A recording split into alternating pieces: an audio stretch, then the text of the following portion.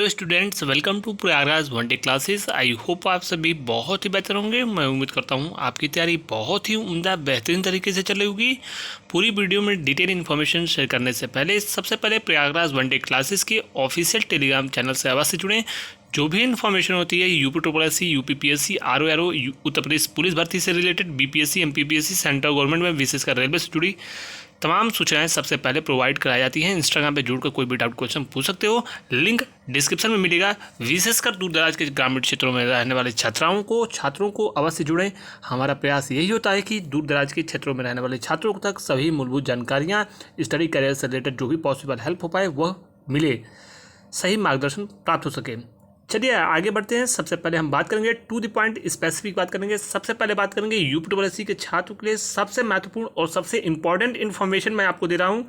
UP video भर्ती परीक्षा तिथि को लेकर और कहीं ना कहीं जो इसकी शैक्षणिक अर्हताएँ यानी एजुकेशनल क्वालिफिकेशन से रिलेटेड कुछ भ्रांतियाँ फैलाई जा रही हैं, यानी सिर्फ और सिर्फ अफवाहें फैलाई जा रही हैं। इस प्रकार की चीज़ों से आप लोग बचिए। कुछ चैनलों के द्वारा यह कहा जा रहा है कि परीक्षा आपकी जून में संभवतः नहीं हो गई, अब जुलाई अगस्त में परीक्षा होगी। बहुत सारे बच्चों के कमेंट आते हैं। इस प्रकार की नकारात्मक चीज़ों से बिल्कुल दूरी बनाइए। आयोग का यह पूर्णतः प्रयास है कि आपकी परीक्षा आयोग जून में ही कराएगा। तिथियां शासन से मंजूरी मिलेंगी। डेफिनेटली आप लोग निश्चिंत रहिए। जो बताया गया है कि 17-18 के आसपास परीक्षा हो सकती है, जून में ही परीक्षा होगी। परीक्षा में कुछ तिथियों में और इधर उधर परिवर्तन होता है और शासन से जो तिथियाँ मिलेंगी, डिसाइड होगा, वो आपको इन्फॉर्मेशन दे दी जाएगी। लेकिन परीक्षा आपकी जून में ही होगी, ये 99% चीज़ें स्पष्ट हैं। आप लोग इसके लिए पूरी तरीके से आश्वस्त होकर तैयारी कीजिए। कहीं दाएं बाएं भटकने की आवश्यकता नहीं है। जिस प्रकार से भी आप पढ़ाई कर सकते हो, बैच लेकर अपना खुद के जो नोट्स हैं बुक से स्टडी कर सकते हो। XYZ आप स्वतंत्र हो, आप अपनी स्टडी पे फोकस कीजिए। कोई भी कंपटीशन इसमें कम नहीं है। जो लोग बोल रहे हैं कंपटीशन कम है, कोई भी कंपटीशन कम नहीं है। आपको मैंने कहा है कि 110 से 115 क्वेश्चंस का टारगेट कीजिए। डेफिनेटली आप शॉर्ट लिस्ट हो जाओगे। फाइनल मेरिट लिस्ट में कोई ई फॉरवर्ड नहीं रहेगा, पेपर का लेवल चाहे जैसा भी हो। इसके अलावा CCC वाले जो छात्र हैं या फिर इस इक्विवेलेंट जो भी डिग्रियाँ आपके पास हैं यानी अर्हताएँ अगर आप धारण किए हो, डेफिनेटली आप एलिजिबल होंगे। और जिनकी बाद में CCC के कहीं ना कहीं डेट बाद में यानी अंतिम तिथि से बाद में उनके सर्टिफिकेट आए हैं, वो लोग मान्य नहीं होंगे। हालांकि इसमें शैक्षणिक योग्यता में CCC की इक्विवेलेंट की जो बात कही जा रही है कि मान्य होगा, कुछ लोग ऐसे हैं जो बोल रहे हैं कि मान्य होगा, सारी चीज़ें मान्य होंगी। जो समकक्षता में चीज़ें आती हैं वही होनी चाहिए। साथ ही साथ आपके पास जेन्युइन चीज़ें होनी चाहिए। जो भी अर्हताएँ हैं, समस्त पदों के लिए आप एलिजिबल नहीं होंगे। 2 और 3 जो पोस्ट थी उसके लिए मुझे लगता है 99% आप सिर्फ 2 और 3 पोस्ट के लिए एलिजिबल हो। आप वैसे भी 500-600 सीट से क्या मतलब है, आपको एक सीट से मतलब है।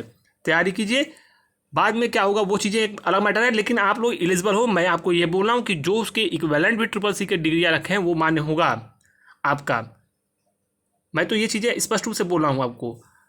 सिर्फ मैं ये आपसे कह रहा हूँ कि जो पोस्ट संख्या 1 थी उसमें संभवतः CCC ही सिर्फ काउंट हो, बाकी अन्य जो शैक्षणिक डिग्रियां हैं इक्विवेलेंट वो 2 और 3 जो नंबर की पोस्ट है उसके लिए आप लोग, जैसे समाज कल्याण की संबंधित थी और एक और पोस्ट थी आपकी, उसमें आपकी इक्विवेलेंट वाली डिग्री चलेगी। तो वो सीटें भी बहुत पर्याप्त हैं। आपको एक सीट से मतलब है। हालांकि अगर उसमें भी एलिजिबल होते हो आप एक पोस्ट पे, जो 1 नंबर की पोस्ट है, तो डेफिनेटली आप पूरे सीट पर फिर एलिजिबल हो, लेकिन इसकी फिलहाल संभावनाएँ कम हैं।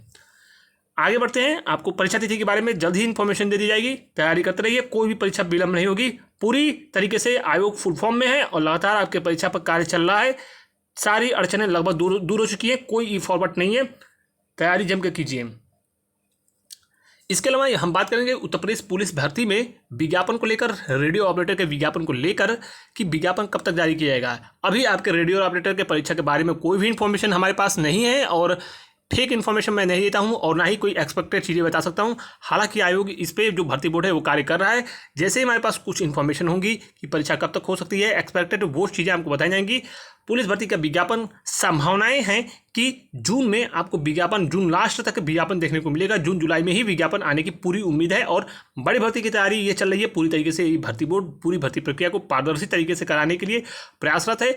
चूँकि आपको मालूम है कि अभी UPSI से संबंधित विवाद थे या फिर अन्य जो परीक्षा एजेंसियाँ हैं, कहीं ना कहीं भर्ती बोर्ड पूरी तरीके से जो परीक्षा एजेंसी का चयन करेगा वो बहुत ही एक ट्रांसपेरेंट ऐसी संस्था हो जिस पर कोई भी अन्य आरोप न लगे हों। इस वजह से जो है आप ये मान के चलो पूरी भर्ती प्रक्रिया पारदर्शी तरीके से होगी, कंपटीशन टफ होगा। तो डेफिनेटली आप अभी से लगिए जो भी तैयारी इसके कर रहे हों। एज रिलैक्सेशन मिलेगा या नहीं मिलेगा अभी इसके बारे में कोई भी इन्फॉर्मेशन नहीं है। जब हमारे पास इन्फॉर्मेशन होगी तभी मैं आपको प्रोवाइड कराऊंगा। साथ ही साथ एजीटीए और जूनियर असिस्टेंट के विज्ञापन को लेकर सबसे बड़ी अपडेट प्रयागराज वनडे क्लासेस के द्वारा सबसे पहले आपको बताया गया था कि एजीटीए और जूनियर असिस्टेंट में से किसी एक का विज्ञापन सबसे पहले जारी किया जाएगा। 90% संभावना यही है कि एजीटीए का विज्ञापन आए, लेकिन 10% संभावना है कि आपका जूनियर असिस्टेंट भी आ सकता है। दोनों मौजूद है, दोनों की मंजूरी लगभग जो है मान के चलो मिल चुकी है। और यह विज्ञापन आपको 13 मई के बाद विज्ञापन देखने को मिलेगा। दोनों विज्ञापन सबसे पहले यही जारी किए जाएंगे। क्रम पहला दूसरा हो सकता है, लेकिन दोनों विज्ञापन सबसे पहले जारी किए जाएंगे। इसके बाद अगला जो भर्ती होगी, अगली जो भर्ती प्रक्रियाएं आपकी होंगी वो बीपीओ का होगा। लोअर पीसेस के बारे में सबसे पहले मैंने कहा था कि इस पीईटी से भर्ती चूंकि आने की लोअर पीसेस की संभावनाएं बेहद कम है। हालांकि आयोग बाद में जारी कर सकता है, ऐसी कोई इसमें अचरज की बात देखने को नहीं मिलेगी। लेखपाल भर्ती क्या इसी पीईटी से आएगी, इसकी संभावना फिलहाल कम है। चूंकि इस पीईटी की समय अवधि भी देखोगे आप तो कहीं ना कहीं एक प्रकार से कहा जाए अभी इसमें बहुत सारी पुरानी भर्तियों को आयोग ने कहीं ना कहीं पूर्ण किया है और कुछ प्रोसेस में है। और इस पीईटी में फिर नए जो छात्र हैं जो पीईटी में शामिल नहीं हुए थे, एक बड़ी संख्या में छात्र जो पेपर नहीं दे पाए थे, और नए भी जो स्टूडेंट्स आएंगे तो उनका भी प्रेशर होगा कि आयोग नई पीईटी कराए जिससे वो भी शामिल हो सकें। तो ये मान के चलो कि पीईटी की वैलिडिटी जो है वो तो डेफिनेटली आपकी रहेगी दिसंबर जनवरी तक। जो भी उसमें मेंशन चीज़ें हैं आप मान के चलो नई पीईटी भी आयोग को कराना है। चूँकि नए छात्र भी आएंगे तो फिलहाल अभी इस पीईटी में एक लंबा टाइम है, तो कई महत्वपूर्ण भर्तियां देखने को मिलेंगी। लेकिन जो 2 महत्वपूर्ण भर्तियों की बात करें लोअर पीसीएस और लेखपाल की, ये अभी पूरी तरीके से स्पष्ट नहीं है कि लोअर पीसीएस की भर्ती इसी पीईटी से आएगी। संभवतः आपकी नई पीईटी से भर्ती देखने को मिले। एएसओ की भर्ती का जो विज्ञापन है वो संभवतः नई पीईटी से जारी किया जा सकता है, या फिर संभवतः कुछ सीटों का जो कुछ सीटें ऐसी हैं जैसे अभी इस पीईटी के बाद आपकी जैसी पुरानी एएसओ की भर्ती पूर्ण होती है, संभवतः कुछ सीटें आयोग इस पीईटी से जारी करे 2022 पीईटी से, तो कुछ 2023 पीईटी से जारी कर सकता है। हालांकि अभी ये सब विज्ञापन आने में टाइम लगेगा। कॉमन कट ऑफ की बात करें, आयोग में स्पष्ट रूप से शासन को इसके संबंध में आयोग ने लेटर लिखा है। और दूसरी चीज़ मैं आपको बता दूं, जो लोग बोल रहे हैं कि पीईटी 2023 में ही प्रावधान यानी प्रोविजन हो सकता है कि 2023 पीईटी से कॉमन कट ऑफ की बात हो, जो लोग ये कह रहे हैं आयोग और शासन चाहे तो इसी पीईटी में ये चीज़ें लागू हो सकती हैं, या फिर जो लोग बोल रहे हैं कि नई पीईटी से ही इसकी 90% संभावनाएं हैं 100% की लागू होगा, अभी यह चीज़ें स्पष्ट नहीं है कि इसी पीईटी से लागू होगा या नई पीईटी से लागू होगा। नई पीईटी को लेकर भ्रम की स्थिति फैलाई जा रही है। इस प्रकार के अफवाहों से दूरी बनाइए।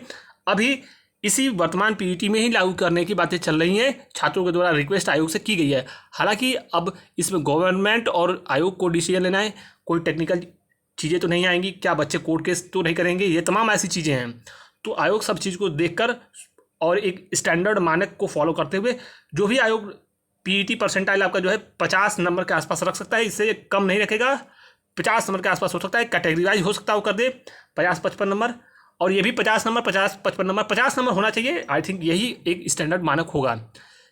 80 परसेंटाइल के आसपास 50 से 55 नंबर के आसपास हो सकता है कि 60 नंबर जनरल का रख दे, 55 के आसपास नंबर आपके 50 नंबर के आसपास ओबीसी। इस प्रकार से कुछ मानक हो सकते हैं स्टैंडर्ड मानक।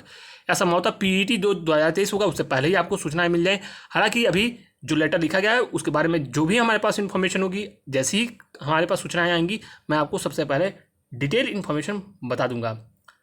इसके अलावा एएसओ के डॉक्यूमेंट वेरिफिकेशन की बात करें, मैंने कहा था कि आपको सैटरडे तक नोटिस देखने को मिलेगा। कुछ टेक्निकल कारणों से नोटिस नहीं आया। डेफिनेटली आपकी परीक्षा का जो डॉक्यूमेंट वेरिफिकेशन की प्रक्रियाएं प्रारंभ होने जा रही है 24-25 से होने जा रही है। PGDCA diploma 3 years computer science और उसके इक्विवेलेंट जो मैंने चीज़ें आपको बोली हैं कि ओ लेवल, ये 3 चीज़ें स्पष्ट रूप से मान्य की जाएंगी। शेष जो अन्य जो महत्वपूर्ण हायर डिग्रियाँ हैं वो संभवतः मान्य नहीं की जाएंगी, मैंने आपको स्पष्ट रूप से बता दिया है।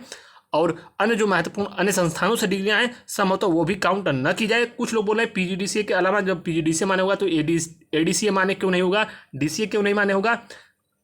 नए जीओ में तो सारी चीज़ें लिखी है, नया जीओ नई भर्तियों पर लागू होता है। और क्या आयोग कौन सी डिग्रियाँ मान्य करेगा, मैंने 3 डिग्रियों की बात की है कि वो स्पष्ट रूप से मान्य होंगी। शेष डिग्रियाँ कौन से आयोग मान्य करेगा वो आयोग के ऊपर निर्भर है। जो मेरे पास इन्फॉर्मेशन है मैंने वो आपको संक्षिप्त में बताया। Thank you so much for watching Prayagraj one day classes. All the best, जय हिंद।